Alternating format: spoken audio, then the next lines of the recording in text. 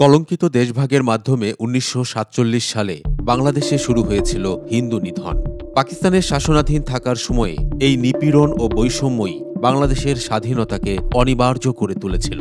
বাংলাদেশের হিন্দু, বৌদ্ধ, খ্রিস্টান সহ অন্যান্য সংখ্যালঘুরা মুসলমানদের সঙ্গে কাঁধে কাঁধ মিলিয়ে পাকিস্তানি শাসকদের বিরুদ্ধে নেমেছিল মুক্তির লড়াইয়ে। ৭১-এর ৯ মাস রক্তক্ষয়ী লড়াই সংগ্রামে বাঙালির স্বাধীন বাসভূমি রচিত হলেও সংখ্যালঘুদের অবস্থার সামান্য পরিবর্তন হয়নি। সংখ্যালঘু নিপীড়ন ও হত্যা, অগ্নিসংযোগ, সাম্প্রতিক ঘটনা প্রবাহ কঠিন এই বাস্তবতাকে আবারও সামনে নিয়ে এসেছে।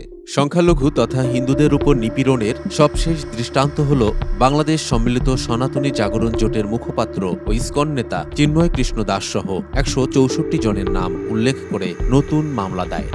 গত ৫ আগস্ট ২০২৪ ষড়যন্ত্রমূলক এক আন্দোলনে সরকার পতনে নতুন করে শুরু হওয়া সংখ্যালঘু নির্যাতনের জাঁতাকলে পর্যুদস্ত হিন্দু সম্প্রদায়ের মধ্য থেকে উঠে আসেন এক প্রতিবাদী কণ্ঠস্বর। তিনি সব ভীতি উপেক্ষা করে বৈদিক শক্তিতে বলীয়ান হয়ে সব নির্যাতন রুখে দাঁড়ানোর সংকল্প করেছিলেন।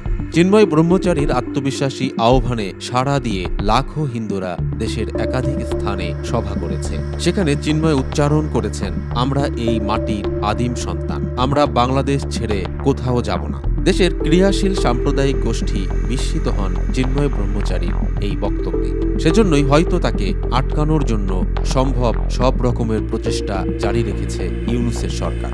হিন্দু নিধন ও নিপীড়নের সর্বশেষ পদক্ষেপ হচ্ছে হত্যাচেষ্টার কথিত অভিযোগে চিন্ময় ব্রহ্মচারী সহ ১৬৪ জনের বিরুদ্ধে নতুন করে মামলা আবেদন করা হয়েছে আদালতে। এ মামলায় আরও ৪০০ থেকে ৫০০ জনকে অজ্ঞাত আসামি করা হয়েছে। এ বিষয়ে নাম প্রকাশে অনিচ্ছুক সনাতন হিন্দুদের একজন নেতা বিডি এশিয়াকে বলেছেন, হত্যা, অপহরণ ও ডাকাতির মতো গুরুতর অপরাধীরা প্রকাশ্যে ঘুরে বেড়াচ্ছে। ইউনূস সরকার এখন মব ভায়োলেন্স থেকে মামলা সন্ত্রাসের পথ ধরেছে। মূলত চিন্ময় ব্রহ্মচারীর জাতীয় আন্তর্জাতিক ব্যাপক পরিচিতি ও জনপ্রিয়তায় ভীত হয়েই বিপুল সংখ্যক মানুষকে আসামি করে নতুন মামলার আবেদন।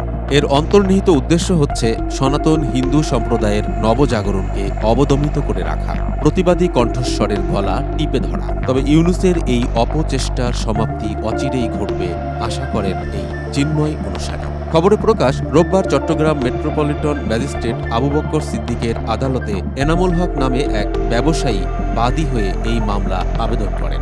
আদালত বাদীর জবানবন্দি গ্রহণ করে মামলাটি আদেশের জন্য অপেক্ষমাণ রেখেছেন। প্রিয় দর্শক, সমকালীন সব চমৎকার খবর ও বিশ্লেষণ দেখতে সাবস্ক্রাইব করুন আমাদের চ্যানেলটি।